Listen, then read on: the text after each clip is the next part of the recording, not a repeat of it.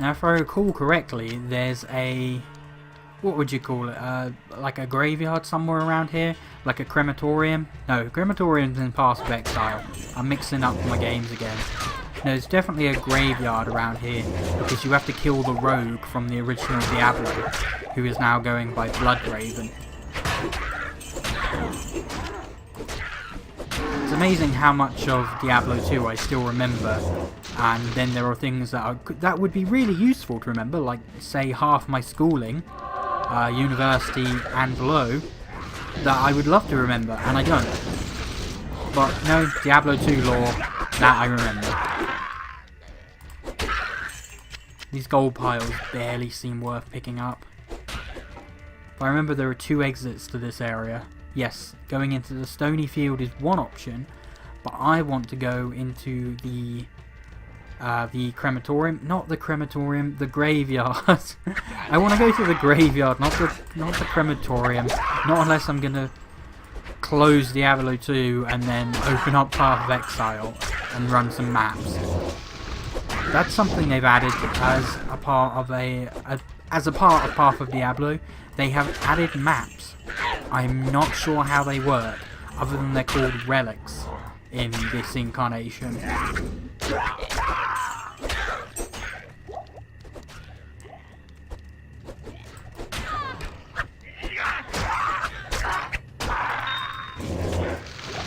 I'm still at the point of the game where I can just literally punch things or whack them with my wand, my whacking wand.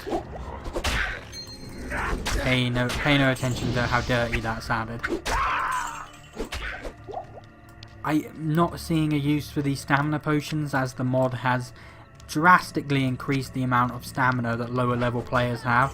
So unless I could be picking them up to sell. But at the same time, I think it's that classic Path of Exile leveling conundrum.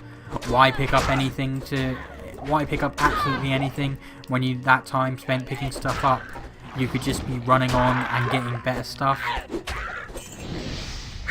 Until you get to the end of the game in Path of Exile, there's not a lot of reason to pick up most things except maybe currency, which is why you'll see I'm still picking up gold. The burial grounds, this sounds graveyardy. Some other skeletons. I think this is my experience bar. Yeah, right here.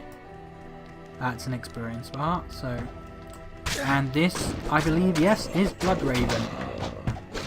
Join my army of the dead. No, lady, you join my army of the dead.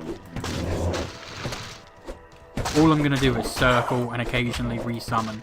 This is gonna be a pretty easy fight. I think she's summoning more monsters. And I think one of my skeletons has either got tremendous range or is just being really dumb.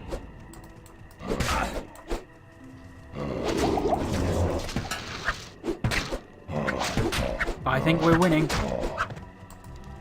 Real Necro for the win. +1 to Mr. Necro. And whoa, she just teleported. I don't know if you caught that on the recording. My first rares. Yeah, check 'em.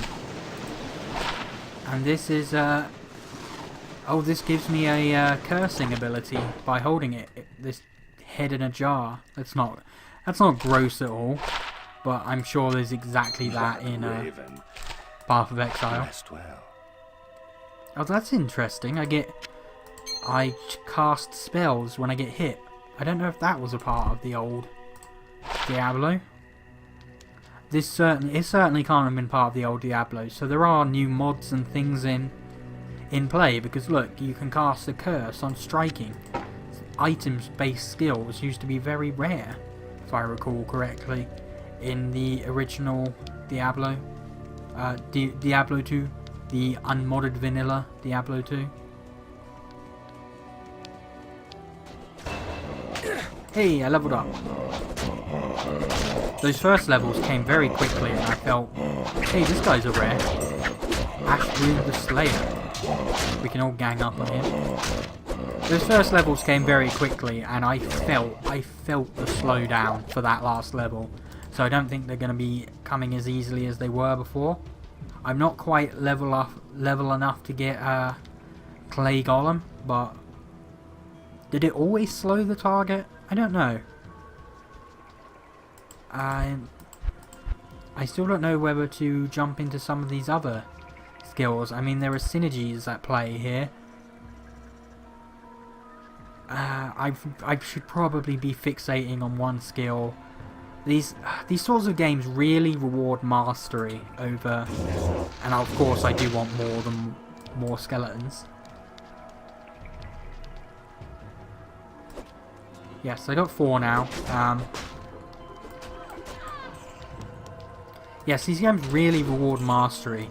You can't just dabble all over the place and expect to compare to an equal level player who has been just specialising.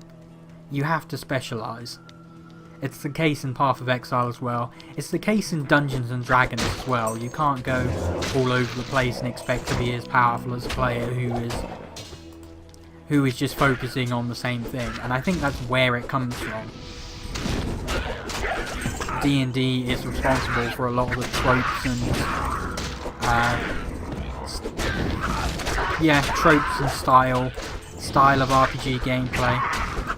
We have different little demons here. The little what are the blue ones called? Carvers instead of fallen. I tell you, I'm just gonna die by accident by just standing still trying to read things at some point soon. This armor is greyed out. Oh, it's got a socket. And it's much better than my armor. So, I don't know what probably not a diamond. I don't want accuracy. Attack rating is accuracy, I'm assuming. Maybe just topaz then. And I get that weird colouring. Got my gold. That scepter is also socketed, but that's a paladin weapon. I don't want that. For a moment I was just wondering how I remembered that, and then yeah, we have to go through the underground passage here.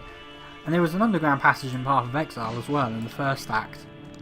But in Path of Exile, the Templars, which is pretty much the equivalent of Paladin, also use scepters. Or it's a Templar-ish weapon. It's a strength and intelligence weapon, which is what Templars do. But also, no one really uses them with the exception of one unique. They are a good source of damage conversion though. And leech with a certain corruption.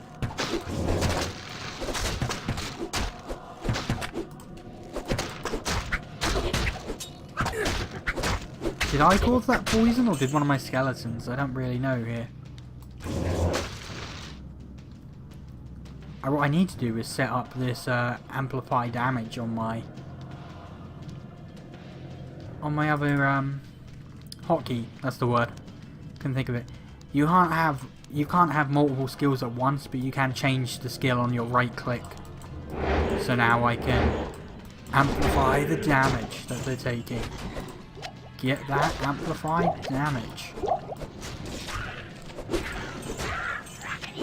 There are a lot of potions in play here.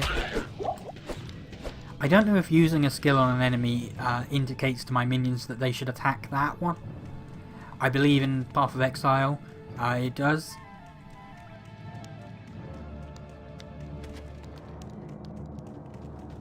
I mean, Diablo 2, it looks dated, but it's with this mod, it has aged well. This is still a fun game. It still makes sense. It's old looking, but it's not old feeling, and I think Path of Diablo is exactly what you've got to thank for that. So if you are a Diablo 2 fan and you miss that nostalgia, or if you're just curious about where the modern ARPG trends came from, it's well worth giving this a go.